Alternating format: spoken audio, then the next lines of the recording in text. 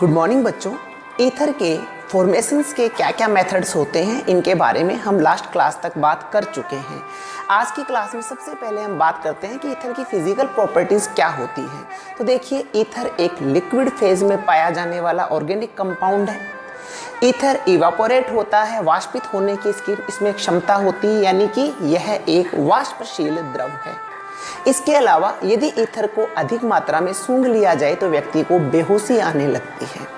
क्योंकि यह organic compound है, एक कार्बनिक पदार्थ है, इसलिए जल में नहीं घुलता है, जबकि कार्बनिक विलायकों में घुल जाता है।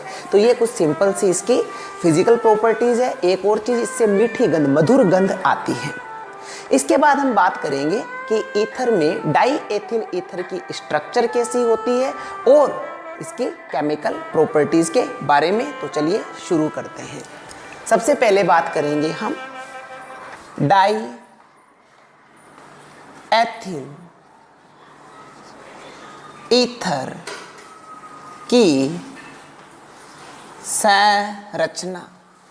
डाई एथिल ईथर की संरचना के बारे में बात करेंगे।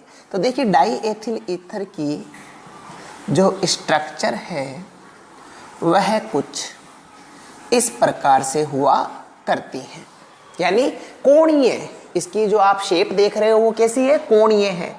ईथर को आप वाटर का डेरिवेटिव मान सकते हो। जिस प्रकार से वाटर में ऑक्सीजन हाइड्रोजन से, दो हाइड्रोजनों से इस प्रकार से जुड़ी हुई होती है, तो आप यहाँ पर यह मान सकते हैं कि यहाँ पर हाइड्रोजन को एथिल समूह ने प्रतिस्थापित किया है। ठीक है। ऑक्सीजन की अगर हाइब्रिडाइजेशन की बात करें, ऑक्सीजन में यहाँ पे हाइब्रिडाइजेशन कैसा है? तो यहाँ पे ऑक्सीजन में हाइब्रिडाइजेशन होता है sp3 हाइब्रिडाइजेशन। कौन सा संकरण होता है? sp3 संकरण यहाँ पे होता है। किस प्रकार से होता है? जिस प्रकार से अपन वाटर में निकालते हैं वैसा ही हाइब्रिडाइजेशन यहाँ पे पाया जाता है।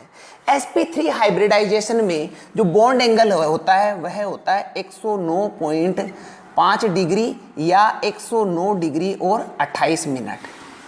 ठीक है। बट ईथर में बॉन्ड एंगल इससे भी कुछ ज्यादा होता है, यानी यहाँ पे जो ये बॉन्ड एंगल है, इस बॉन्ड एंगल की वैल्यू होती है 110 डिग्री। वाटर की बात करें तो वाटर में यह बॉन्ड एंगल होता है 104.5 डिग्री। बट ईथर में इसका मान कितना है? 110 डिग्री है। क्यों है? क्योंकि ईथर में उपस्थित इन एथिल समूहों में बड़े हैं साइज में और इनके बीच एक दूसरे को अधिक रिपेल करते हैं। हाइड्रोजन की तुलना में इन दोनों समूहों में अधिक रिपल्सन पाया जाता है, प्रतिकर्षण पाया जाता है, और इसी प्रतिकर्षण के कारण ईथर का बंध कोण 110 डिग्री होता है। तो डाईएथिल ईथर में ऑक्सीजन का हाइब्रिडाइजेशन है, sp3 हाइब्रिडाइजेशन या sp3 संकरण, जबकि यहाँ पे बंध कोण का मान, बॉन्ड एंगल की वैल्यू होती है 110 डिग्री। ये आपने ध्यान में रखना है। इसके अलावा ईथर में डाइपोल पाया जाता है, द्विध्रुव आघूर्ण पाया जाता है, और इसके द्विध्रुव आघूर्ण की वैल्यू होती है 1.3 डिवाई। कैसे पाया जाता है इस डाईएथिल ईथर में डाइपोल? देखिएगा, यहाँ पे ऑक्सीजन की इलेक्ट्रोनेगेटिविटी ज्यादा है, इधर से भी ऑक्सीजन की इलेक्ट्रोनेगेटिविटी ज्यादा है, तो डाइपोल की डायरेक्शन होगी ये वाली, और इसमें द्विध्रुव आघूर्ण पाया जाता है। ठीक बात है। तो ये होती है ईथर की, डाईएथिल ईथर की संरचना। एग्जाम में पूछी जा सकती है आपसे कि डाईएथिल ईथर की संरचना बनाइए। डाईएथिल ईथर में जो बंध कोण है वह 110 डिग्री का क्यों होता है? तो आपने यहाँ पे रीजन क्या देना है कि एथिल समूहों में अधिक रिपल्सन के कारण बॉन्ड एंगल एक्सटेंड हो जाता है, बढ़ जाता है। ठीक है। आगे हम बात करेंगे डाईएथिल ईथर की केमिकल प्रॉपर्टीज। एथिल ईथर के रासायनिक गुणधर्म,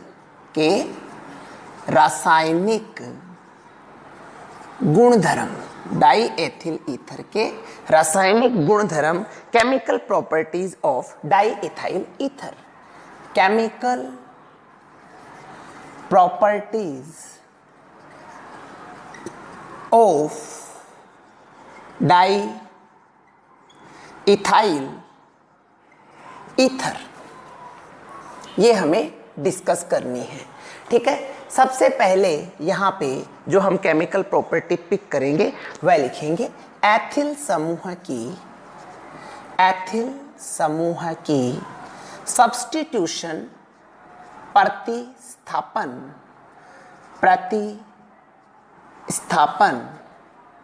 अभिक्रियाएं। एथिल समूह की प्रतिस्थापन अभिक्रियाओं के बारे में बात करेंगे और इसमें जो हम एग्जाम्पल पिक कर रहे हैं वह है हैलोजनीकरण। कि ईथर में हैलोजनीकरण किस प्रकार से होता है। They are substitution reaction of ethyl group. यह इथाइल समूह की प्रतिस्थापन अभिक्रियाएं हैं। हैलोजनीकरण किस प्रकार से होता है यह अपन यहाँ पे बात कर लेते हैं। देखिएगा, अपन दो कंडीशन लेंगे हम। फर्स्ट लेते हैं एट द डार्क या मैं कहूँ अंधेरे में।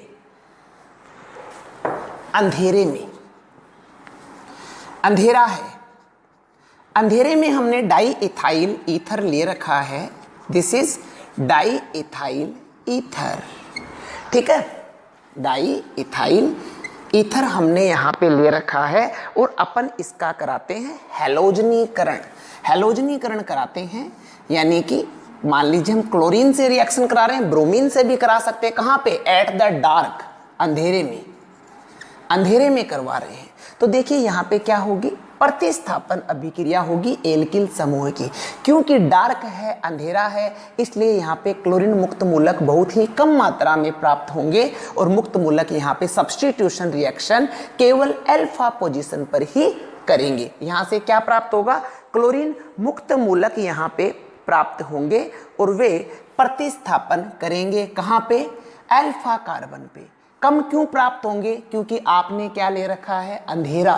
तो अंधेरे की वजह से यहाँ पे सफिशिएंट क्वांटिटी में क्लोरीन फ्री रेडिकल्स प्राप्त नहीं होंगे। तो यहाँ पे क्या होगा, एक हाइड्रोजन और एक हाइड्रोजन। यहाँ पे अल्फा की बात करें तो ये वाला कार्बन कौन सा कार्बन है, अल्फा। ये भी कौन सा है, अल्फा। ये दोनों कार्बन अल्फा है और इसे अपने अल्फा डेस बोल दें, दोनों को अलग दिखाने के लिए। ठीक है, तो यहाँ पे क्या करेगा, क्लोरीन आएगा और हाइड्रोजन को यहाँ से सब्स्टिट्यूट कर देगा। तो हमारा प्रोडक्ट होगा CH3CH। देखिएगा यहाँ पे कितने हाइड्रोजन है, 2। एक हाइड्रोजन को किसने रिप्लेस कर दिया, क्लोरीन ने। इसको अल्फा स्थिति बोला है ना अपन ने।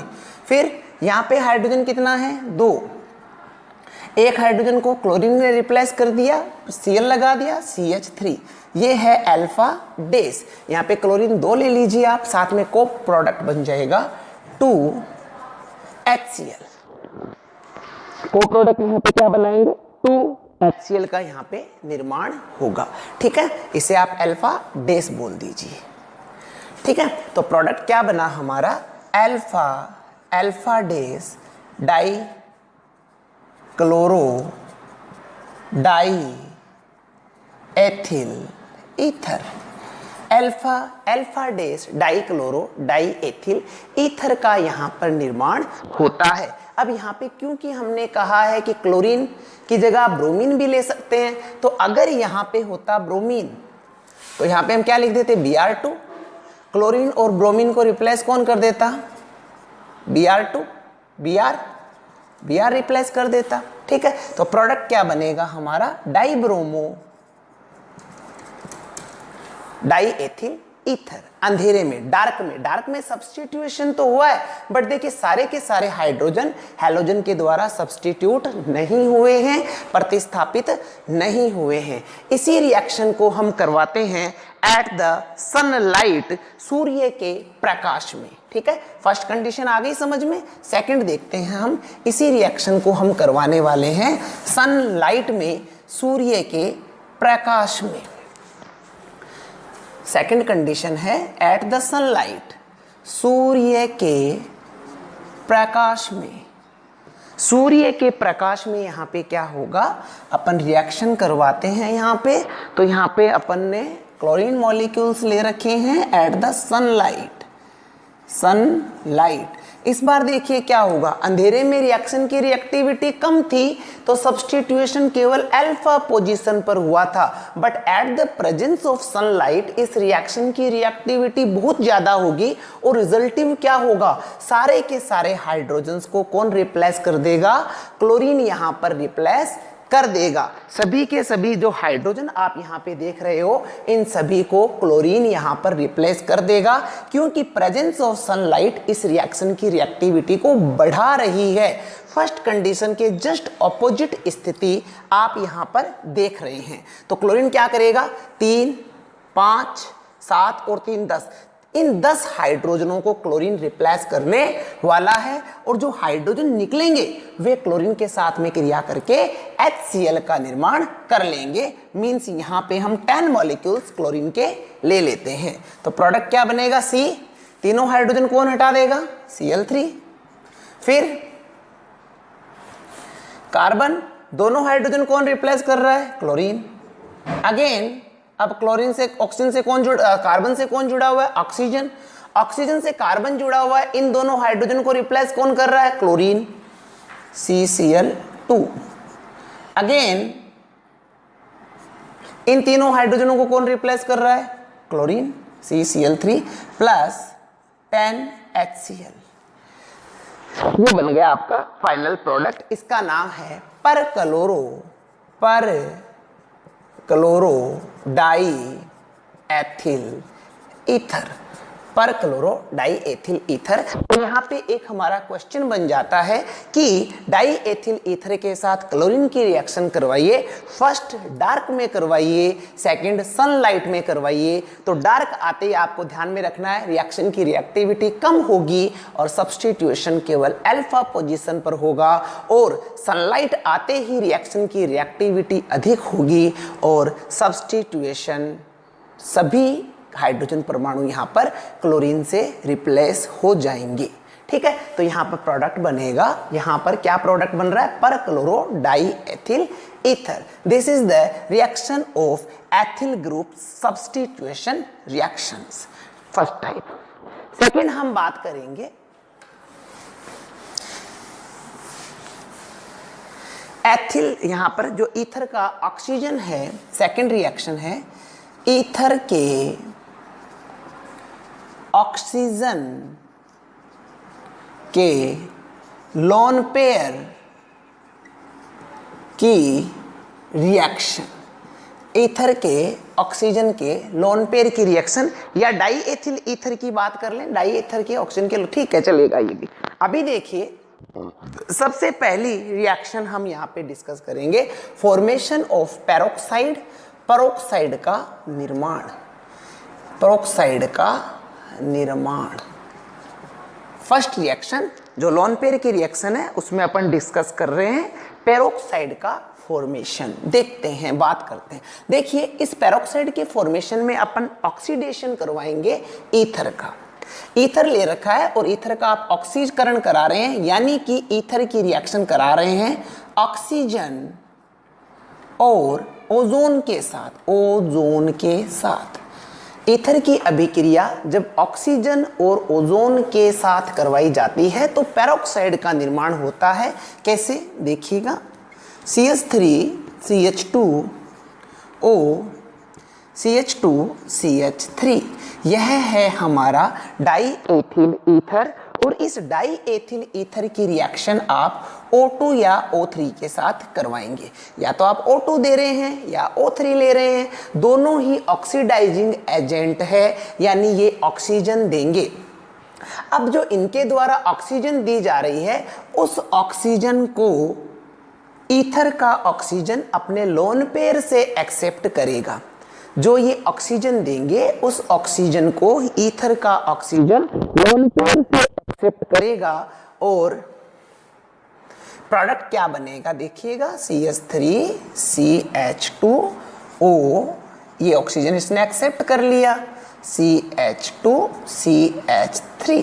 अब यहाँ पे देखिए ऑक्सीजन ने ये पूरा का पूरा पेयर दिया है, इसलिए इस ऑक्सीजन पे पॉजिटिव चार्ज आ जाएगा और इस वाले ऑक्सीजन पे नेगेटिव चार्ज होगा।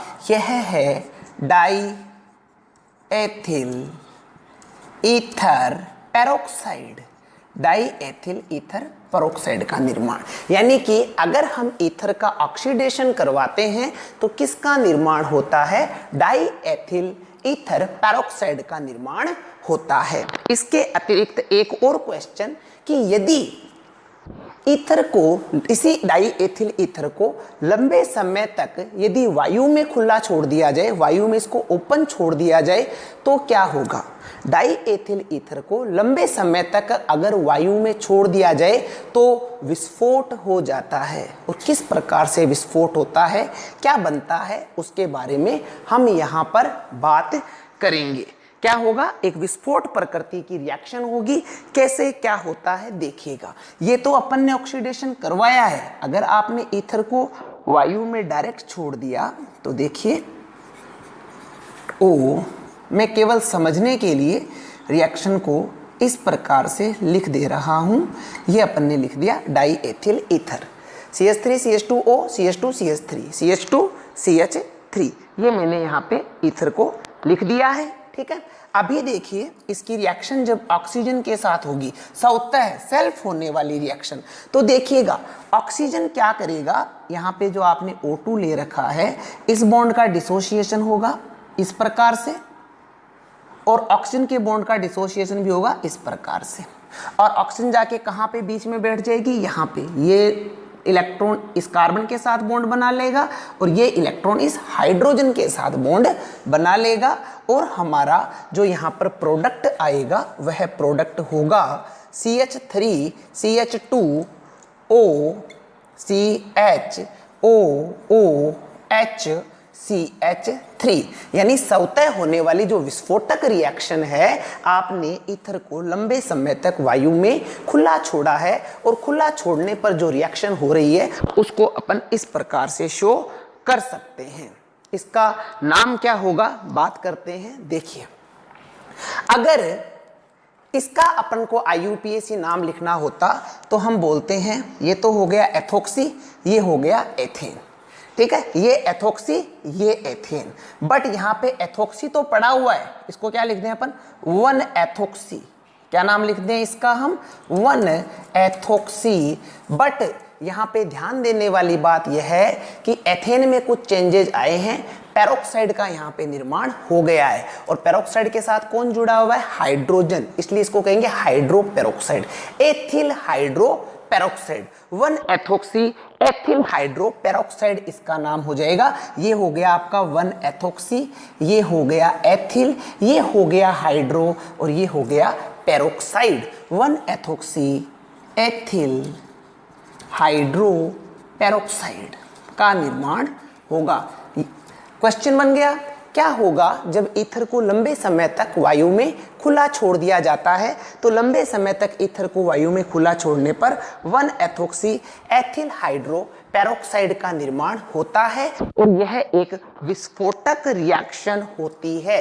ठीक है, ऑक्सीकरण कराएंगे, क्या बनेगा? डाई एथिल ईथर पेरोक्साइड का निर्माण होगा। तो this is the reaction of ethers oxygens lone pair reaction. यहाँ पे कौन पार्टिसिपेट कर रहा है इस रिएक्शन में?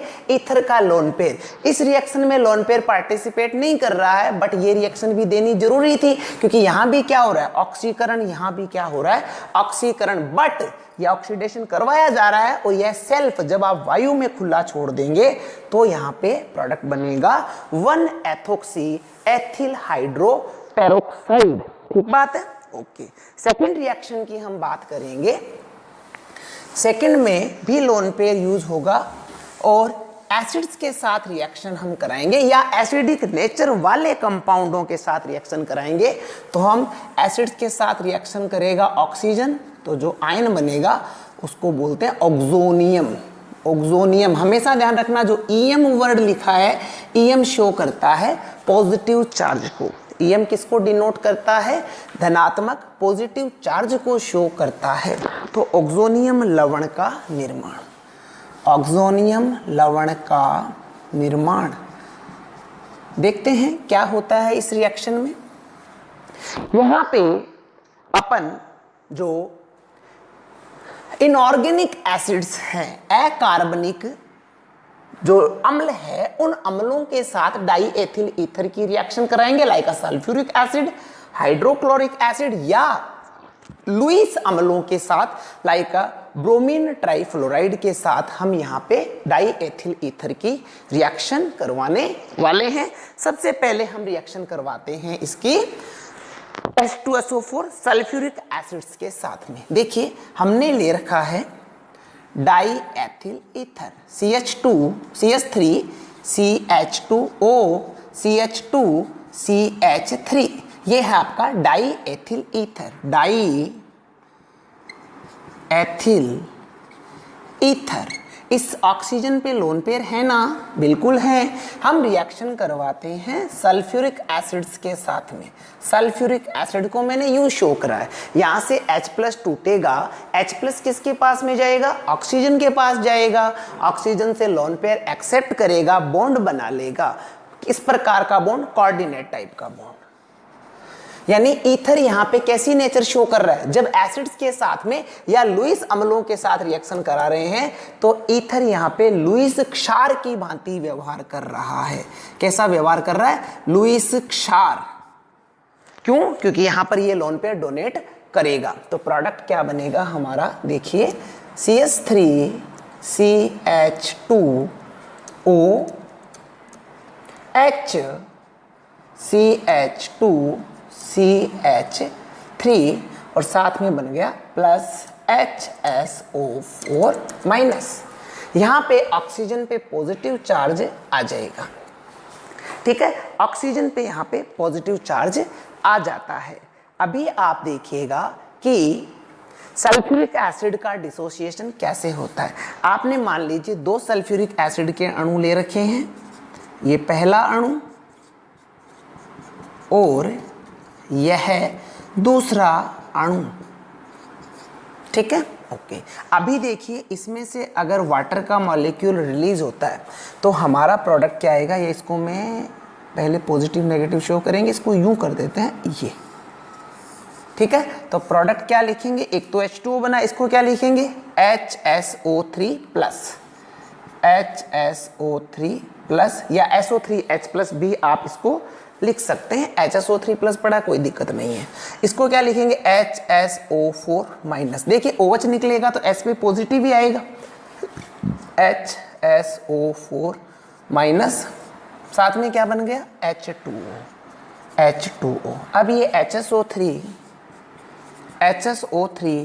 प्लस H2O क्रिया करेंगे और प्रोडक्ट बनेगा SO3 प्लस H2O। और इन दोनों रिएक्शन को अगर अपन जोड़ के लिखेंगे तो ये तो कट जाएगा, ये भी कट जाएगा। तो फाइनल प्रोडक्ट हमारा क्या होगा, जब 2 सल्फ्यूरिक अणु क्रिया करेंगे तो एक तो SO3 बनेगा, HSO4 माइनस बनेगा और H2O बनेगा। ये हमें 1, 2 और 3 प्राप्त हो रहे हैं, ठीक बात है, ओके। अभी देखिए आगे क्या होगा। आगे देखिए जो SO3 यहाँ पे फॉर्म हुआ है, यह SO3 जाता है इसके पास में, CH3 CH2OH plus CH2 CH3, ठीक है। SO3 जाएगा यहाँ पे और जब SO3 यहाँ पे जाएगा तो यहाँ से H+ बाहर निकलेगा, ध्यान देना, H+ यहाँ से बाहर निकलेगा, SO3 यहाँ पे जाएगा तो क्या होता है यहाँ पे CH3 CH2O CH2 CH3, ठीक है। H+ यहाँ पे बाहर निकल रहा है, मींस बॉन्ड इसने यहीं पे छोड़ दिया और इस बॉन्ड पे जाके कौन जुड़ गया, SO3। ऐसा करने से SO3 पे क्या आ गया, नेगेटिव चार्ज, और नेगेटिव चार्ज यहाँ से जो H+ निकल रहा है इसको रोक लेगा और बन जाएगा SO3H। किसका निर्माण हो जाएगा, SO3H का निर्माण यहाँ पर हो जाएगा। बात आ रही है समझ में, ठीक है। ऑक्सीजन पे क्या चल रहा है, यहाँ पे पॉजिटिव चार्ज चल रहा है। ऑक्सीजन कितने लंबे समय तक इस पॉजिटिव चार्ज को सहन करे, तो ऑक्सीजन क्या करता है, एटलीस्ट यहाँ से इस इथाइल ग्रुप से ऑक्सीजन ले लेता है और प्रोडक्ट क्या बनता है, देखिएगा यहाँ पर CH3 CH2 HSO3, 3 तो O, ये 1 A, ये क्या बोल देंगे HSO4 क्या बोल देंगे, CH3CH2HSO4 एथिल हाइड्रोजन सल्फेट, और साथ में बनेगा एथिल धनायन। क्या बनेगा, एथिल धनायन। अब देखिए हमारी रिएक्शन में जो SO3 बना था वो तो यहाँ पर यूज हो जाता है, SO3 बना था वो तो यहाँ पर यूज हो जाता है, साथ में HSO4 माइनस भी बना था, तो वह HSO4 माइनस इस एथिल कार्बधनायन कार्बोकेटायन के साथ रिएक्शन करता है HSO4 माइनस, और प्रोडक्ट बनता है CH3CH2HSO4, यानी डाई एथिल ईथर ने प्रोड्यूस करा 2 molecules of ethyl hydrogen sulphate. Ethyl hydrogen sulphates का निर्माण होता है। देख लीजिए इस रिएक्शंस को गौर से। ऑक्सोनियम क्या है, ईथर ने एसिड से H+ एक्सेप्ट करा है, इसको बोलते हैं ऑक्सोनियम आयन, और इसमें यूज क्या हो रहा है, ईथर का लोन पेयर यूज हो रहा है। ठीक है, इस रिएक्शन की जो प्रॉपर प्रोसेस है वो मैंने आपको बता दी है। इस रिएक्शन को आप कुछ इस प्रकार से भी याद रख सकते हैं, देखिएगा कैसे याद रखेंगे। अपन ने ले रखा है सल्फ्यूरिक एसिड। सल्फ्यूरिक एसिड के कितने मॉलिक्यूल्स हैं हमारे पास में, 2। ये मैंने दोनों मॉलिक्यूल्स विद स्ट्रक्चर आपको शो कर दिए हैं। इसमें से बाहर क्या निकलने वाला है, H2O, वाटर यहाँ पे बाहर निकल गया, माइनस H2O। ठीक बात है, ओके। अभी प्रोडक्ट क्या बनेगा, HSO3 प्लस और HSO4 minus, HSO3 plus HSO4 minus. Ether के साथ रिएक्शन करवाएं, CH3CH2O CH3CH3, ये 2 हो जाएगा ना, CH2। इसके साथ में रिएक्शन करवाएं हम HSO3, तो देखिए क्या होगा, HSO3 प्लस है। क्या है, HSO3 प्लस है, तो ये जाके कहाँ पे अटैक करेगा, ऑक्सीजन पे अटैक करेगा, और प्रोडक्ट लिखेंगे CH3CH2O SO3H CH2CH3। ईथर क्या यूज कर रहा है, अपना लोन पेयर यूज कर रहा है, तो ईथर पे यहाँ पे क्या आ गया, पॉजिटिव चार्ज। ठीक है, अब ईथर क्या करेगा, पॉजिटिव मिटाने के लिए इस वाले बॉन्ड के पूरे इलेक्ट्रॉन को खुद ले लेता है, तो यहाँ पे क्या लिखेंगे हम, ऐसा करने से क्या बन जाएगा, CH3CH2HSO4 प्लस CH3CH2, और इस कार्बन पे क्या आ गया, पॉजिटिव चार्ज।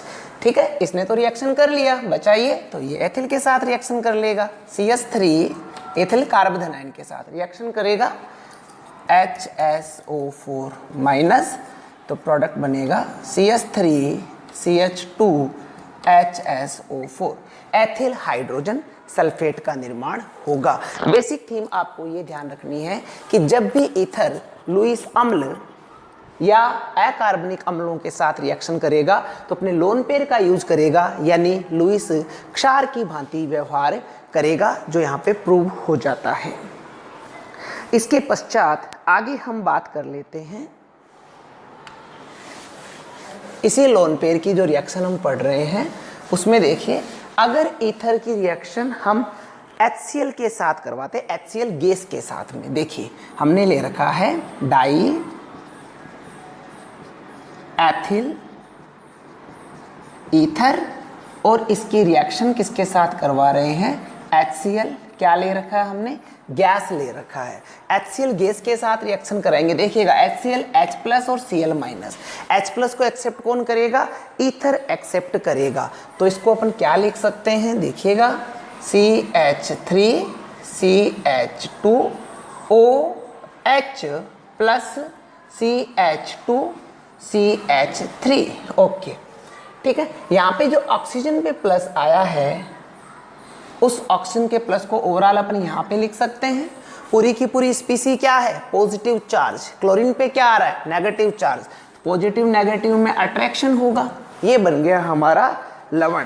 ठीक है, इसका नाम क्या रखें, इसको क्या कहेंगे, पॉजिटिव चार्ज आ रहा है तो ऑक्सोनियम, कौन सा oxonium, die ethyl, die ethyl oxonium chloride, किसका निर्माण हो गया, डाई एथिल ऑक्सोनियम क्लोराइड का यहां पर निर्माण होता है। This is the reaction of ether, there ethers oxygen use his lone pairs और product is oxonium. EM means this positive charge denote EM, ठीक है।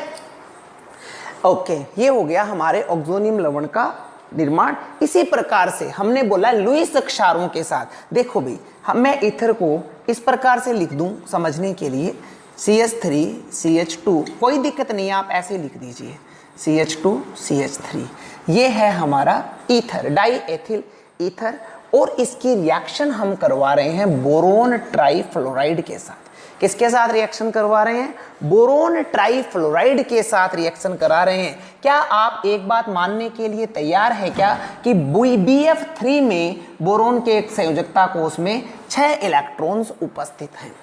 BF not a boron, BF3 में बोरोन के वैलेंस सेल में 6 electron present है, means इसका octet complete नहीं है और यह अपने वैलेंस सेल में एक पूरा का पूरा पेयर एक्सेप्ट कर अपना ऑक्टेट कंप्लीट कर सकता है। एक्सेप्ट कर कंप्लीट कर सकता है मींस BF3 रिएक्ट लाइक अ लेविस एसिड, BF3 यहाँ पे लुईस अम्ल की भांति व्यवहार कर सकता है। और कैसे करेगा, इस ऑक्सीजन के लोन पेयर को लेकर, देखिएगा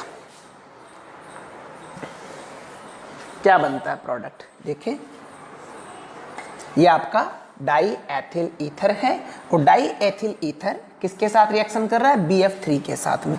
देखिए CH3 CH2O CH2 CH3, oxygen अपना लोन पेयर किसको दे रहा है, बोरोन को,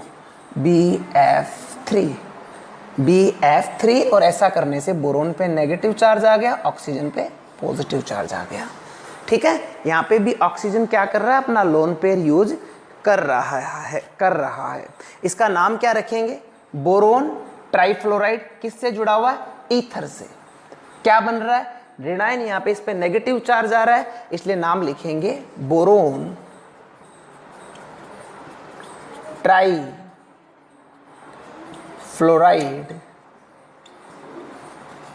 ईथरेट, बोरोन ट्राईफ्लोराइड ईथरेट, इसका हम नाम रखेंगे। तो आज हमने डिस्कस करा 2 types of reaction. There is first reaction ethyl groups substitution reaction in di ethyl ether, जिसमें सबसे पहले हमने बात करी थी डाई एथिल ईथर के एथिल ग्रुप की प्रतिस्थापन अभिक्रियाओं के बारे में। रिएक्शन किसके साथ में करा रहे हैं, मान लीजिए क्लोरीन के साथ में करा रहे हैं, डार्क में कराएंगे तो जो अल्फा कार्बन है वहां पर ही सब्स्टिट्यूशन होगा, और अगर सनलाइट में कराएंगे तो सारे के सारे कार्बन पर सब्स्टिट्यूशन होकर सारे हाइड्रोजन हटाकर कौन आ जाएगा, क्लोरीन आ जाएगा। फिर हमने बात करी ईथर के ऑक्सीजन की लोन पेयर की रिएक्शन। लोन पेयर की रिएक्शंस क्या होती है, देखिएगा। लोन पेयर की रिएक्शन में सबसे पहले अपन ने बात करी कि यदि हम डाई एथिल ईथर को ऑक्सीडाइज्ड करवाते हैं, ऑक्सीडाइज्ड के लिए आप ऑक्सीजन के साथ रिएक्शन करवा सकते हैं या ओजोन के साथ रिएक्शन करवा सकते हैं। अगर आप दोनों में से किसी साथ ऑक्सीडाइज्ड करवाएंगे तो ईथर, जो डाई एथिल ईथर है, वह ऑक्सीजन के लोन पेयर से ऑक्सीजन के साथ में बॉन्डेड होगा और पेरोक्साइड का निर्माण हो जाएगा। बट अगर आप वायु में लंबे समय तक इसको खुला छोड़ देंगे तो विस्फोट होगा और प्रोडक्ट हमने बनाया था 1-एथोक्सी एथिल हाइड्रोपेरोक्साइड। इसके अलावा अकार्बनिक अम्ल और लुईस अम्लों के साथ में ईथर क्षार की भांति व्यवहार करता है, यानी अपना लोन पेयर डोनेट कर सकता है। ये सारे के सारे क्वेश्चंस हैं जो आपको बोर्ड परीक्षा में मिलते हैं, इसलिए आप ध्यान से सुनिए, एक एक चीज को आप अपने दिमाग में बिठाइए, रटने की कोई जरूरत नहीं है, आपके जहन में बैठ जाएंगे अगर आप ध्यान से सुनते हैं तो, ठीक है। तो चाहे inorganic acids like hydrochloric acid, like sulphuric acid या लेविस एसिड, जैसे अपन ने एग्जांपल लिया है BF3 से रिएक्शन कराएंगे तो ईथर लुईस क्षार की भांति व्यवहार करेगा, यानी अपना लोन पेयर डोनेट कर देगा। तो गाइज इस क्लास में इतना ही, मिलेंगे नेक्स्ट क्लास में। पढ़ते रहिए, दिस इज ऑर्गेनिक केमिस्ट्री। और अगर ऑर्गेनिक केमिस्ट्री आप प्रैक्टिस कर लें, अगर आप ऑर्गेनिक केमिस्ट्री सीख लें तो दिस इज अ गेम, जो आपका अच्छा खासा मूड फ्रेश कर सकता है। तो स्ट्रेस ना लें, पढ़ते रहिए, मस्त रहिए, स्वस्थ रहिए। Wish you all the best. Bye bye, मिलेंगे अगली क्लास में।